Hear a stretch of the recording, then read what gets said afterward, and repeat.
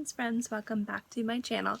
Today is the second video of my January beauty favorites. The first video, which was up earlier today, was my favorite fragrances for the month of January, and today you're going to get my favorite beauty and skincare favorites, and one not so good. Now I'm going to start splitting up these videos with fragrance and beauty and skincare because I always felt like I was kind of cutting the fragrance area short, and I wanted to not have my videos be super long and be able to bring you guys a good variety of things that I loved and recommend and things that I don't love. So, if you want to see my favorite beauty and skincare items and also see the one product that I didn't like at all or didn't like nearly as much as I should have for the price and the hype, let me keep watching.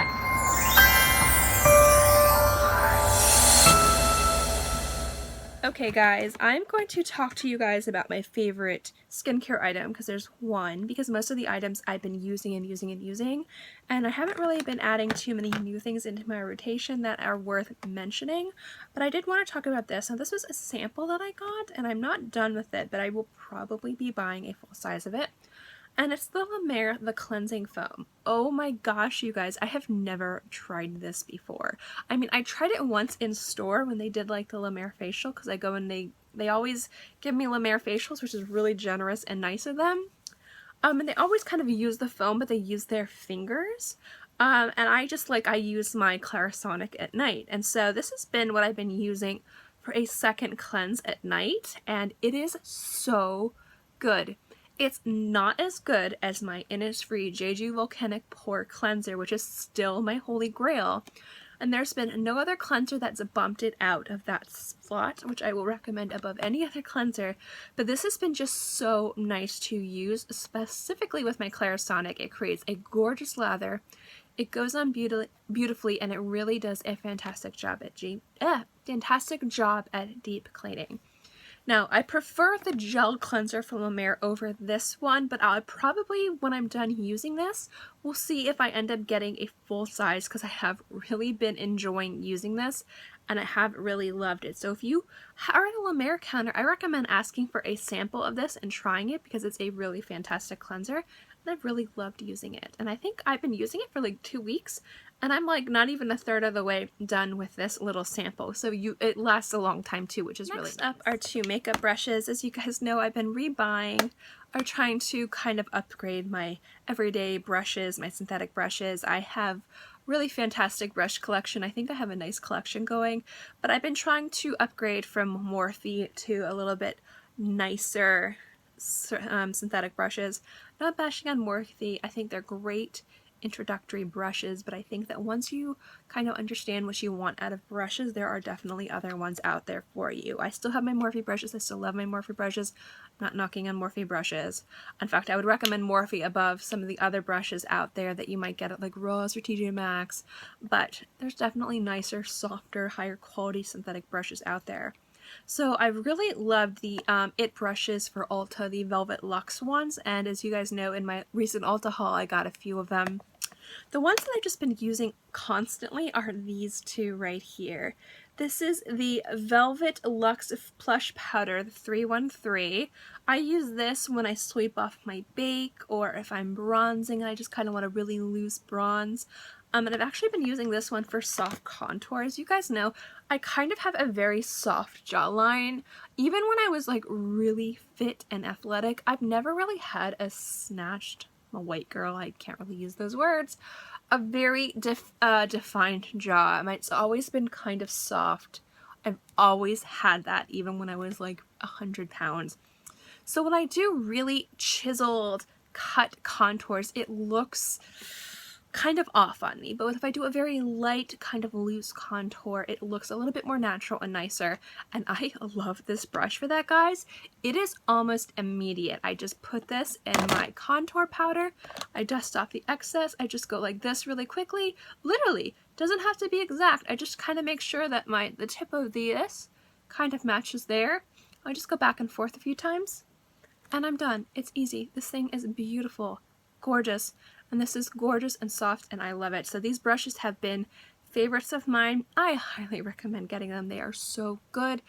Cosmetic brushes are definitely some of the more expensive synthetic brushes out there, but they are definitely worth it. The quality is fantastic. So love these guys so much. Is a blush that the more I use it, the more I really like it.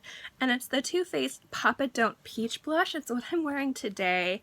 There's just something about this blush that I love. When I initially got it, I wasn't super impressed with it.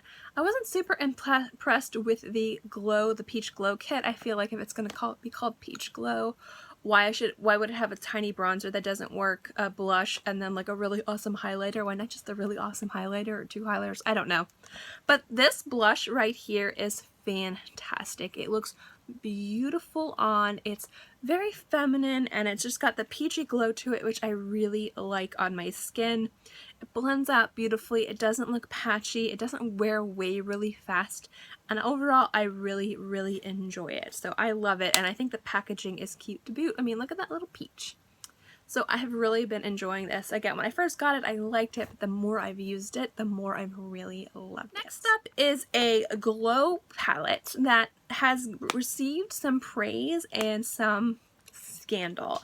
And it's the Kat Von D. I was going to say the Anastasia Beverly Hills because I was thinking of their glow kits, which a lot of people have said this is kind of a ripoff of the Moonchild glow kit. This is the Kat Von D Alchemist palette. Now the major qualm I had with this, or the major issue I had with this, is the fact that these are so dang small. I mean, like, these are the size of eyeshadows, and this was not a cheap palette whatsoever. This was very expensive. So that was my biggest issue, was that I didn't like that the pans were so small and it was so expensive. But the packaging on this is just freaking unreal. It's gorgeous. And the quality of these guys is just stunning. Now, I did a review on this, but I kind of wanted to touch base a little bit more.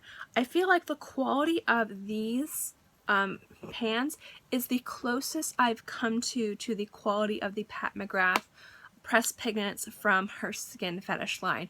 Those are still the highest quality, like, freaking pressed pigment highlighters I've ever come across, and they are stunning. They are still my absolute favorite. And the Moonchild palette from Anastasia Beverly Hills is really close. I love that palette. I reach for it all the time. It's a little bit more powdery. This is a little bit more finely milled. So I feel like this is in between the Moonchild palette and the Skin Fetish, the pressed pigments from Pat McGrath's Skin Fetish kit. So I've really liked using this a lot. In fact, sometimes I will mix this with the Moonchild. I do a Moonchild over this, and I'll use this to kind of give it a more of a cut glow if I'm going for something really dramatic. This layers with the Anastasia Beverly Hills glow kits very well. So I do really like this, and if there's any still available, I would recommend at least checking them out. They're really good. Again, the only problem I had was the price because of the pan size. That was my only issue. But other than that, I think it's a tremendous product. Last but not least are two lipsticks. Two lipsticks I actually got in like gift with purchases, and they're both from Lancome. One is this, I've had this for a while. I've just been wearing it a lot more. This is the color 333 Pink Preview Matte. I love this pink so much. And this just is such a beautiful, comfortable formula. I adore it. And the next is one I got recently when I bought the Jasmine Marzipan. I spent enough money for them to send me a gift. I don't know if it's the same formula, but it's a little bit different tube. But I got this like a bit ago, and this is brand new, so they might have changed the tube. This is in color 123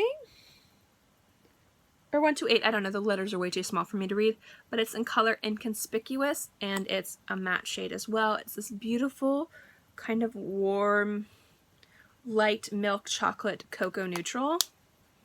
It's gorgeous. These colors.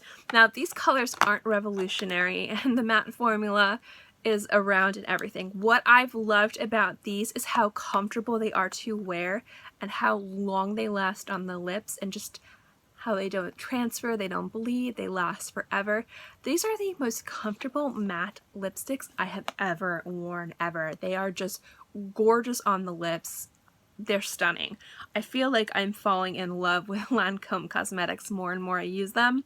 Specifically these lipsticks, I almost want to go and just buy a bunch more because, or just a bunch more stuff and get some more free stuff, who knows, because these have just been so ridiculously wonderful. I've loved them. So yeah, these two colors are the colors that I have, the only colors that I have, and I particularly love these colors, but these have made it to my favorites list because of the formula. The formula is the best one I have ever tried.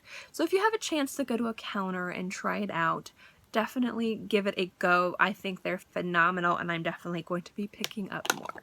Okay, those are my favorites. Now let's talk about the product that I didn't like. Now, I don't think this product is the worst product out there, but I definitely think that it was overhyped and is still overhyped for what it is and how much you pay for it. And it's the Tarteist Pro Tarte palette. Now, this is the palette that had a lot of scandal because they sent a whole bunch of like high beauty gurus with like millions of subscribers to Bora Bora to swatch this palette, and that's how they celebrated the launch of this palette, or that's the marketing campaign. I have nothing against that. A business can do whatever they want, and a lot of those influencers do make Tarte a lot of money. So if the way that they wanted to publicly promote this new palette was to send a bunch of people for a dream vacation, then absolutely. Would I have turned that down? Absolutely not. So I'm not against how they marketed it. I thought that was a little bit strange, but I'm not against them marketing it, and I definitely am very happy for the people who got to experience that awesome vacation. That being said, this palette I have major issues with. I talked about it before, but I kind of wanted to go a little bit more in depth with it. This palette overall, color-wise, is not horrible. It really isn't horrible. The problem I have is with the formula. The formula of these shadows is so ridiculously powdery. There is so much kickback with these powders, specifically with this one.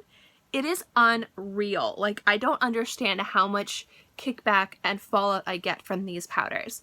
Now this row right here, I don't mind so much. It's not as bad, but these colors, which are the ones that I always reach for to put all over my lid after I put my primer on, it's like I get fallout everywhere. It's horrible.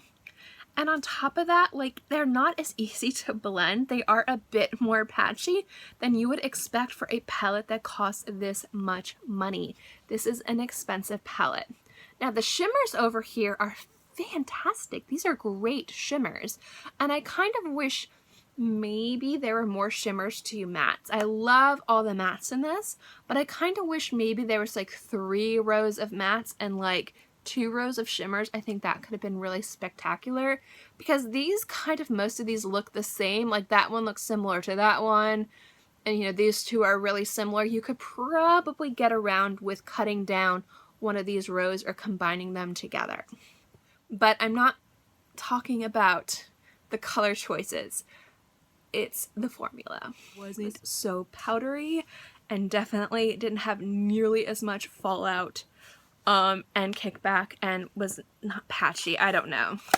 So this is a major bummer, like a major bummer. But again, like, I know a lot of people love this palette. A lot of people like, this is on their favorites, and they're probably right. They probably like it. But for me, like, I wish it was, like, there was so much kickback, you guys. It's unreal. And I know Tarte can make a killer eyeshadow. I know they can. They make some of the best eyeshadows I've ever used. But this is just, I don't know. It's like they spent all their money on that vacation and less on the product. So I don't know. So this was a pass for me. I'm gonna keep it and use it, but it kind of let me down. Thank you guys so much for watching this video. I will link the first part below, which is my January fragrance favorites. So check that video out if you want to see what fragrances I've been really gravitating towards this month. Also, don't forget to give this video a thumbs up. It lets me know to continue doing videos like this, specifically beauty and skincare videos. So if you'd like to see those more consistently, or more videos of that nature, or that you like that content, give this video a thumbs up.